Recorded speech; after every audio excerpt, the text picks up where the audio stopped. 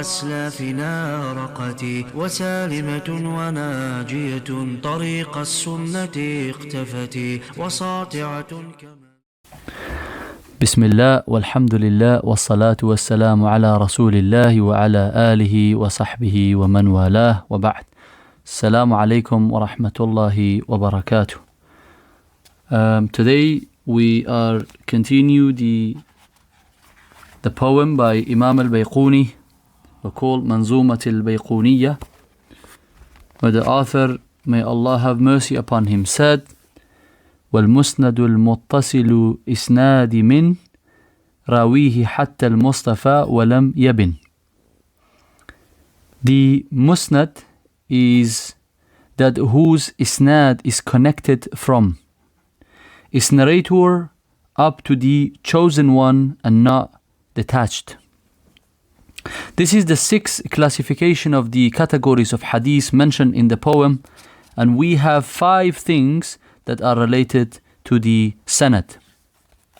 The first one is musnad, which mean the attributed narration.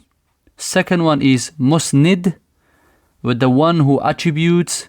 The third one is musnad ilayhi, the one attributed to. Fourth one is isnad, the attribution. And finally, fifth one is sanad, which is the chain. The author defined the musnad as one whose isnad is connected from its narrator up to Muhammad, the chosen one, alayhi salatu wasalam. He's saying not detached.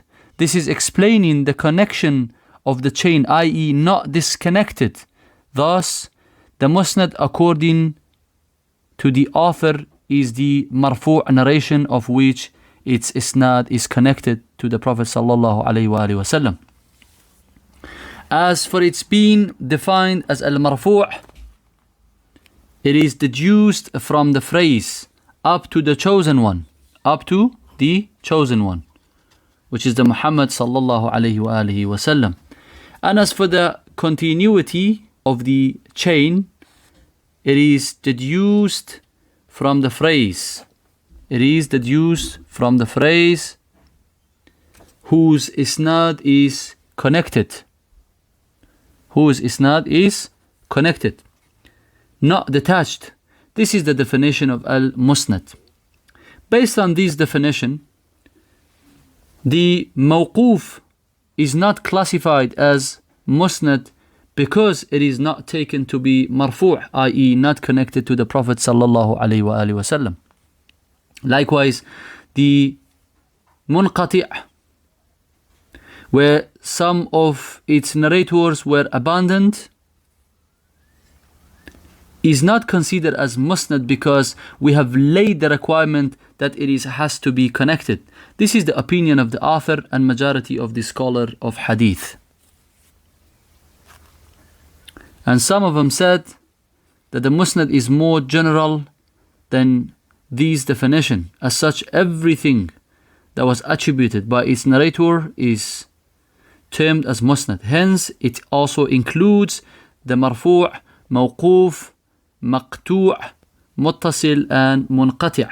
There is no doubt that this opinion is in line with the linguistic meaning of the word, because al-musnad refers to anything that it is attributed to its narrator, whether it is marfu' or not, and whether it is muttasil or munqati'. However, most scholars of the hadith define musnad as the narration whose isnad is continuous to the Prophet of Allah alayhi salatu wassalam.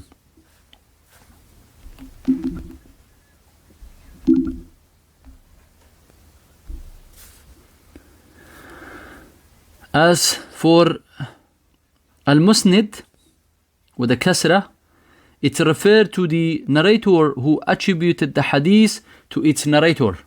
As such, if one said so and so told me, the speaker here is the musnid, and the person he mentioned is the musnad ilayhi, which mean that all those who attributed a narration are called the musnid, and all those whom the hadith was attributed to are the musnad ilayhi. As for the sanad, which they are the rijal is mean men, of the hadith, is i.e. it's a narrator. If someone were to say so and so told me from so and so, from so and so, all of them are the sanad of the hadith. This is because the narration is supported by them. Thus, they become the sanad which support for it. As for al-isnad, some scholar of hadith say that the isnad is the sanad itself. The expression is commonly used among them, hence they say its isnad is sahih in reference to its sanad, i.e. the narrator. And some of them says that the isnad is the attribution of the hadith to its narrator.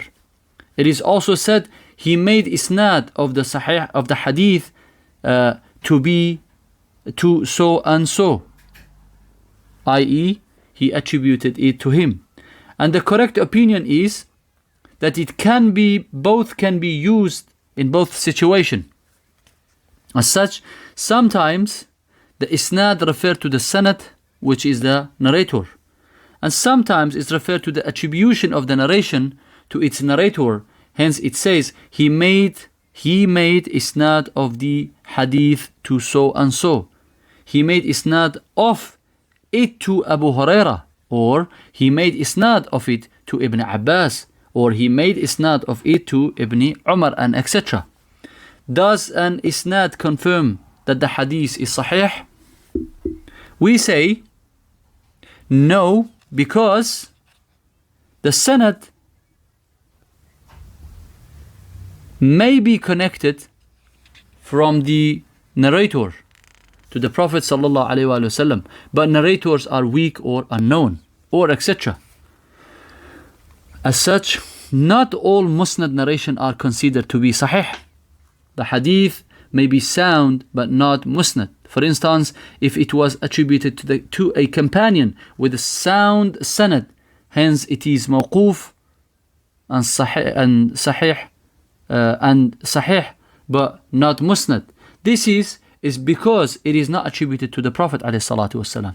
And it could be also musnad with a continuous isnad, but the narrator are weak. Those the narration is musnad but not sahih. Therefore, there is a difference between the definition of the musnad in terms of language and terminology. And the relation between the two is that one is generic and the other is specific. As for al-musnad, in terms of language, it is speech that was attributed to its speaker, whether it is marfu', which is back to a prophet, mawquf is stopped, or munqati' have a disconnection. Thus, if you were to say so and so said this sentence is considered as musnad, even if you were to attribute it to someone who is present with you and you are speaking to him right now. And if I were to say so and so said this is considered as musnad, because I attributed this speech to its speaker. However, in Islam, in terms of terminology, the musnad is the one that is marfu' back to Prophet sallallahu alaihi wasallam with the sanad that is muttasil, which is connected. Thus, the musnad in terminology is more specific than its linguistic meaning. Hence, all this is considered as musnad in terminology. Is a musnad linguistically, but the opposite is incorrect. Therefore, the differences between the two is in generality and specificity. سبحانك اللهم وبحمدك أشهد أن لا إله إلا أنت أستغفرك وأتوب إليك. السلام عليكم ورحمة الله وبركاته.